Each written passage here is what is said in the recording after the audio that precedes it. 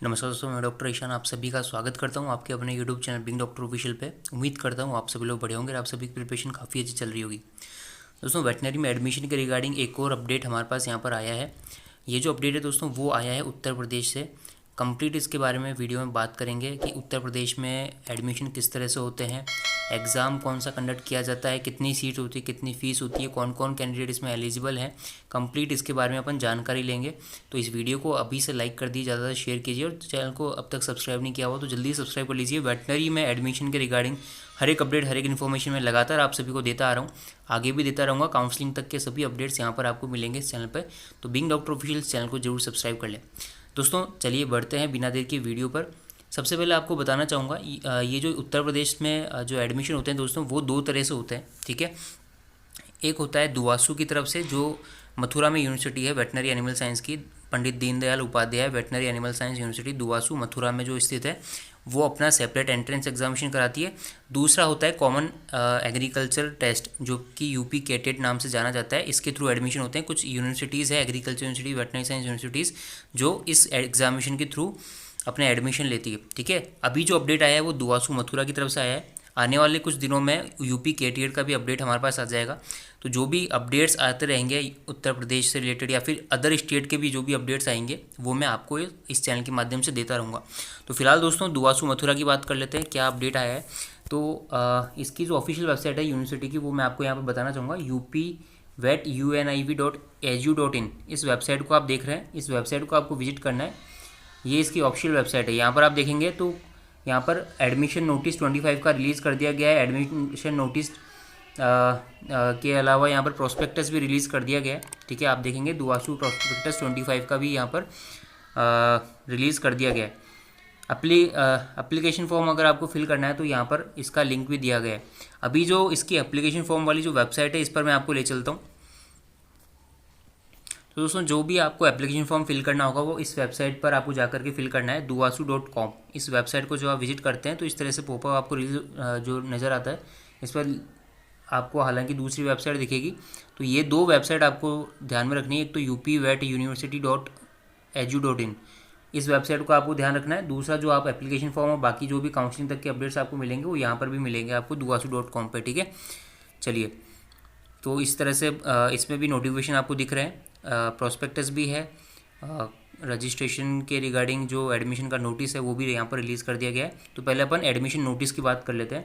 तो आपको सभी को पता है वेटनरी में अगर आप एडमिशन लेना चाहते हैं तो यहाँ पर bachelor of veterinary science and animal husbandry, यहाँ पर आप देख सकते हैं अंडर ग्रेजुएट कोर्स में BVSc एंड AH डिग्री में अगर आप बात करते हैं तो यहाँ पर अप्लाई करने की लास्ट डेट दे रखी है 9 मई तक आप लोग अप्लाई कर सकते हैं अगर आप BVSc में एडमिशन लेना चाहते हैं। तो इसके लिए सेपरेट एग्जामिनेशन होता है, under graduate entrance examination UGEA नाम का एग्जामिनेशन होता है।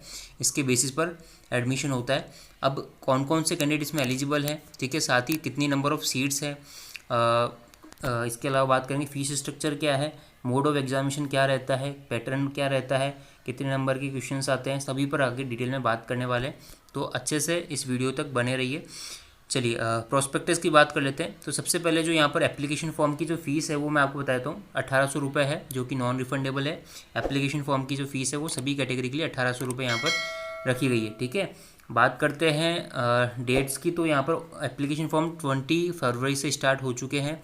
9 May is the last date to apply. तो जो भी कैंडिडेट्स अप्लाई करना चाहते हैं, बेसिकली जो उत्तर प्रदेश के कैंडिडेट्स हैं वही लोग इसमें एलिजिबल हैं, मैं आपको यहाँ पर बताना चाहूँगा।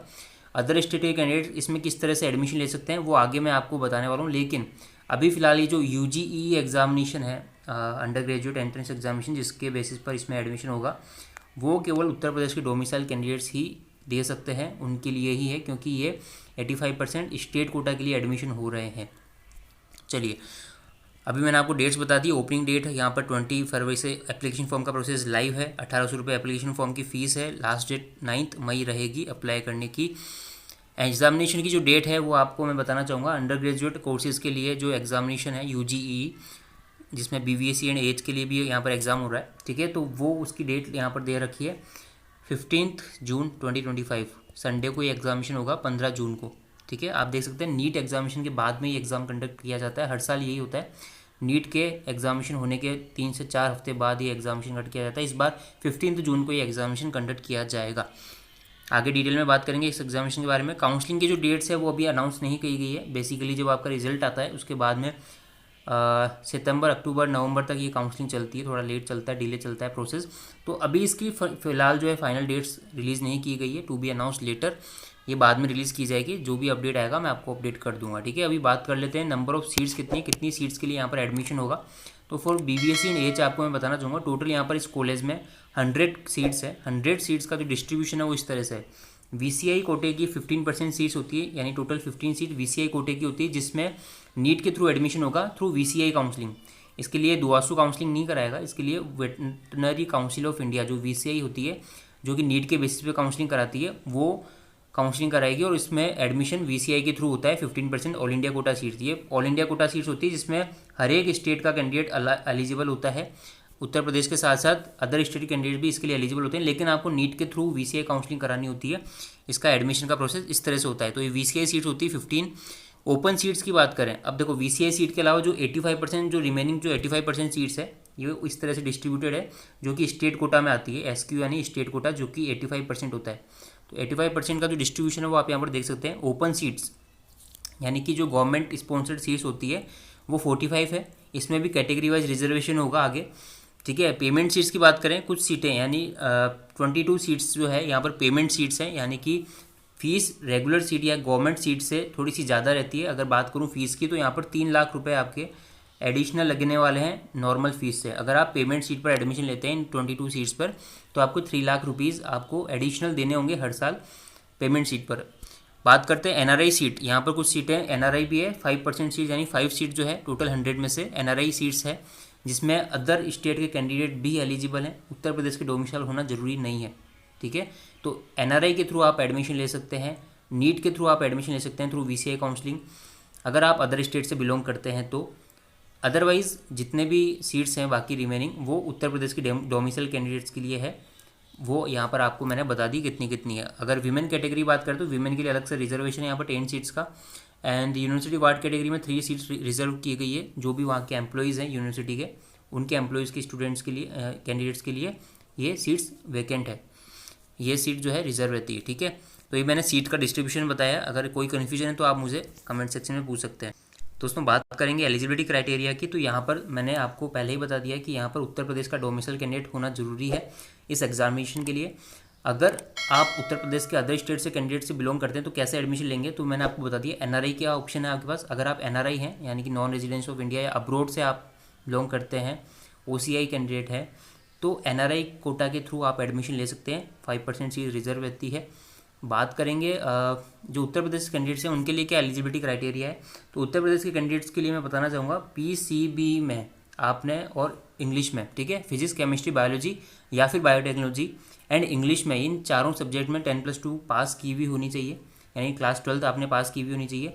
जो एज लिमिट है वो बता दूं, मिनिमम एज लिमिट 17 ईयर्स है एंड मैक्सिमम 25 ईयर्स तक ही आप एलिजिबल हो। इससे ज़्यादा एज है तो आप लोग एलिजिबल नहीं हो, ठीक है। अगर परसेंटेज की बात करें तो यहाँ पर जनरल कैटेगरी के लिए, OBC एंड EWS कैटेगरी के लिए physics, chemistry, biology and English में एग्रीगेट 50% होना जरूरी है। वहीं अगर SC ST कैटेगरी की बात करें तो 47.5% आपके aggregate physics, chemistry, biology and English में होना चाहिए। तो ये क्लास 12 की कुछ परसेंटेज के बेसिस पर एलिजिबिलिटी क्राइटेरिया मैंने आपको बताया। इसके अलावा बात करते हैं तो जो एडमिशन है वो एंट्रेंस एग्जामिनेशन के थ्रू होगा, मेरिट के बेसिस पर होगा। UGE जो एग्जामिनेशन है उसके बेसिस पर होगा, ठीक है। और यहाँ पर लिखा हुआ है, ही और she must be domicile Uttar Pradesh, note in case of NRI, OCI, PIO, dependent NRI sponsored candidate, यानी कि NRI को छोड़ करके जितने भी कैंडिडेट्स इसमें अप्लाई करेंगे वो डोमिसाइल होने चाहिए उत्तर प्रदेश के, वो मैंने आपको बता दिया। इसके साथ में यहाँ पर आपको बताना चाहूँगा, NRI के थ्रू भी अगर आप एडमिशन लेना चाहते हैं तो आपको भी ये UGE का जो एंट्रेंस एग्जामिनेशन है वो देना होगा, तभी आप एलिजिबल हैं NRI कोटा के लिए भी। फर्दर मैं आपको डिटेल देना चाहूँगा, अगर आप BBSC एंड एच में एडमिशन लेना चाहते हैं तो UGE में आपको physics, chemistry and biology PCB का पेपर आपको देना होगा। ये सब्जेक्ट से आपको एग्जामिनेशन देना होगा UGE का। नेक्स्ट, एग्जामिनेशन के जो सेंटर्स है UGE के वो उत्तर प्रदेश में ही है। उत्तर प्रदेश की इन सिटीज़ में आप लोग एग्जामिनेशन सेंटर ले सकते हैं। आपके पास 2 चॉइसेस होगी, जिसमें से एक चॉइस में आपके पास इन सेंटर्स, इन सिटीज़ को लेना मैंडेटरी है। बरेली, कानपुर, लखनऊ, मथुरा, गोरखपुर और वाराणसी। एक सेंटर चॉइस आपको इनमें से लेनी ही है। दूसरी सिटीज़ में आप लोग इन ऑप्शंस में से ले सकते हैं, ठीक है। ये एग्जामिनेशन सेंटर्स आपको चूज़ करना होगा। 2 सिटीज़ आपसे मांगी गई है। पेमेंट शीट्स के रिगार्डिंग भी मैंने आपको बता दिया कि जो पेमेंट शीट्स अगर आप एडमिशन लेते हैं तो 3 लाख रुपए आपको एडिशनल देने होते हैं रेगुलर सीट की फ़ीस से, यानी जो प्रोफेशनल फ़ीस है एडमिशन की, उससे 3 लाख रुपए आपको एडिशनल देने होते हैं पेमेंट शीट के थ्रू, ठीक है। जो एग्जामिनेशन है वो UGE है। पेमेंट शीट के लिए भी आपको UGE एग्जामिनेशन के थ्रू ही एडमिशन मिलेगा, और उत्तर प्रदेश के कैंडिडेट्स के लिए ही है ये कोटा। अगर NRI के बारे में और डिटेल दूँ तो मैं आपको बताना चाहूँगा, for admission to NRI sponsored category the candidate need not to be domicile of Uttar Pradesh. Uttar Pradesh का डोमिसाइल होना जरूरी नहीं है आपको। अब अगर अपन फीस की बात करें तो यहाँ पर फीस स्ट्रक्चर आप देख सकते हैं। फर्स्ट ईयर में आपको $8,000 के लगभग आपको पे करना होगा। इसको कन्वर्ट कर लीजिएगा, जो भी डॉलर का जो भी अभी रेट चल रहा है उसके अकॉर्डिंग उतनी फीस आपको फर्स्ट प्रोफेशनल ईयर में यानी फर्स्ट ईयर में आपको पे करनी होती है। इसके अलावा जो $4,000 है ना सब्सिक्वेंट प्रोफेशनल ईयर्स में, वो आपको पे करनी होती है फीस, ठीक है। 4th ईयर में आपको $6,000 की आपको फ़ीस पे करनी होती है, apart from hostel fees and other charges जो भी होगा। तो ये आपको फीस स्ट्रक्चर NRI की केस में आपको मैंने बता दिया। अब UGE जो एग्जामिनेशन है उसका सिलेबस क्या रहता है, कैसे क्वेश्चंस आते हैं, तो सिलेबस जो है उत्तर प्रदेश बोर्ड और CBSE के इक्विवेलेंट जो भी सिलेबस रहता है वही रहेगा। अगर मैं आपको बताना चाहूँ फिजिक्स, केमिस्ट्री एंड बायोलॉजी में अगर आप नीट की तैयारी कर रहे हैं तो NCERT बेस्ड ही यहाँ पर सिलेबस रहता है। अगर क्वेश्चन पेपर पैटर्न की बात करूँ तो यहाँ पर आपको 200 क्वेश्चंस मिलते हैं। पेन एंड पेपर मोड पर होता है, ऑफलाइन मोड पे होता है ये एग्जामिनेशन, है ना। ऑफलाइन मोड में ही होगा। OMR शीट आपको दी जाती है, वहाँ पर आपको आंसर अपने भरने होते हैं। अगर बात करूँ तो 200 क्वेश्चन टोटल आते हैं। 200 क्वेश्चन में भी अगर बात करें तो 50 क्वेश्चन फिजिक्स से आएंगे, 50 क्वेश्चन आपकी केमिस्ट्री से आएंगे। आप देख सकते हैं 50 question from physics and chemistry and 100 question from biology. Biology के 100 क्वेश्चन होंगे, फिजिक्स और केमिस्ट्री के 50 क्वेश्चन होंगे। टोटल 200 क्वेश्चन होंगे जो कि आपको सॉल्व करने होते हैं। बात करते हैं मार्किंग स्कीम की। टोटल 4 मार्क्स आपको अवार्ड किए जाएंगे। अगर करेक्ट आप आंसर देते हैं तो 4 marks for each correct answer and 1 mark will be deducted from each incorrect answer, यानी यहाँ पर नेगेटिव मार्किंग भी है, इसका ध्यान रखना आप लोग।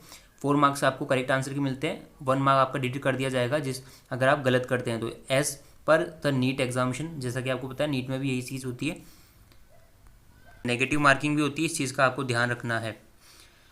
अब बात करते हैं फीस स्ट्रक्चर की। तो फीस स्ट्रक्चर यहाँ पर 2 तरह से होता है। एक तो होता है 1 टाइम आपको पेमेंट करना होता है, कुछ चार्जेस होते हैं जो 1 टाइम आपको at the time of admission देना होता है। कुछ चार्जेस होते हैं जो प्रोफेशनल फ़ीस, यानी कि जो फीस एक्चुअल जो होती है जो हर साल आपको देनी होती है। तो अगर बात करते हैं नॉन पेमेंट वाली सीट्स की, अगर अपन बात करें गवर्नमेंट स्पॉन्सर्ड सीट की, तो यहाँ पर टोटल आपको अगर 1 टाइम ड्यूज़ की बात करें तो 16,250 रुपीज़ आपको 1 टाइम ड्यूज़ देने होते हैं। ये BVSC के लिए, UG के लिए, ठीक है। BVSC में आपको 16,250 आपको देना होगा 1 टाइम ड्यूज़। अगर बात करें प्रोफेशनल फ़ीस की, हर साल आपको कितना पे करना होगा first, second and third year में, तो आप देख सकते हैं 33,300, यानी फर्स्ट ईयर में अगर आप एडमिशन लेने जाएंगे तो आपको लगभग 50,000 के आसपास आपको कंप्लीट आपको फ़ीस पे करनी होगी। 4th ईयर में यहाँ पर थोड़ी फ़ीस ज़्यादा होती है क्योंकि 1.5 ईयर्स का होता है प्रोफेशनल ईयर 4th ईयर, तो यहाँ पर 49,800 रुपीज़ आपको प्रोफेशनल फ़ीस लगेगी 4th ईयर में। बात करें हॉस्टल फीस की तो हॉस्टल चार्जेस भी इस तरह से आप स्क्रीन पर देख सकते हैं। जो भी आपके रिक्वायरमेंट है उसके अकॉर्डिंग आप यहाँ पर फीस स्ट्रक्चर देख पाएंगे। Single bed, double bed, hostel maintenance, common room, electricity charges क्या क्या है वो आप यहाँ पर देख सकते हैं, ठीक है। तो उसमें कंप्लीट इन्फॉर्मेशन मैंने आपको दुवासू मथुरा के रिगार्डिंग दी है। अगर इससे रिलेटेड कोई भी क्वेरी है तो आप मुझे कमेंट सेक्शन में पूछ सकते हैं, और अगर आप चाहते हैं कि अगर फर्दर मैं आपको इसमें पर्सनल गाइडेंस प्रोवाइड करूँ दुवासू मथुरा के रिगार्डिंग, एग्जामिनेशन के रिगार्डिंग, प्रिपरेशन के रिगार्डिंग, मुझे कमेंट सेक्शन में आप बता सकते हैं। और साथ ही पर्सनल काउंसलिंग गाइडेंस के लिए हमारा व्हाट्सअप नंबर आपको दे रखा है। ये कॉलिंग नंबर नहीं है, व्हाट्सअप नंबर है, आप मुझे व्हाट्सअप कर सकते हैं। अगर आप पर्सनल मेरा गाइडेंस चाहते हैं, पेड काउंसलिंग चाहते हैं, तो आप लोग इस पर ज़रूर मुझसे कांटेक्ट कर सकते हैं। तो फिलहाल दोस्तों वीडियो में इतना ही। वीडियो अगर इन्फॉर्मेटिव लगा हो तो इसे प्लीज़ ज़रूर से लाइक कीजिएगा, ज़्यादा शेयर कीजिए, और अब तक चैनल को सब्सक्राइब नहीं किया हो तो जल्दी सब्सक्राइब कर लीजिए। हर एक अपडेट, हर एक इन्फॉर्मेशन वेटनरी एग्जामिनेशन के रिगार्डिंग, एडमिशन्स के रिगार्डिंग मैं लगातार देता आ रहा हूँ, नीट के रिगार्डिंग भी मैं लगातार देता आ रहा हूँ अपडेट्स। तो आप लोग चैनल को सब्सक्राइब कर लीजिए, चैनल के साथ जुड़ सकते हैं। Thank you so much for join this video. मिलते हैं नेक्स्ट वीडियो में नए अपडेट के साथ में, तब तक के लिए जय हिंद, टेक केयर।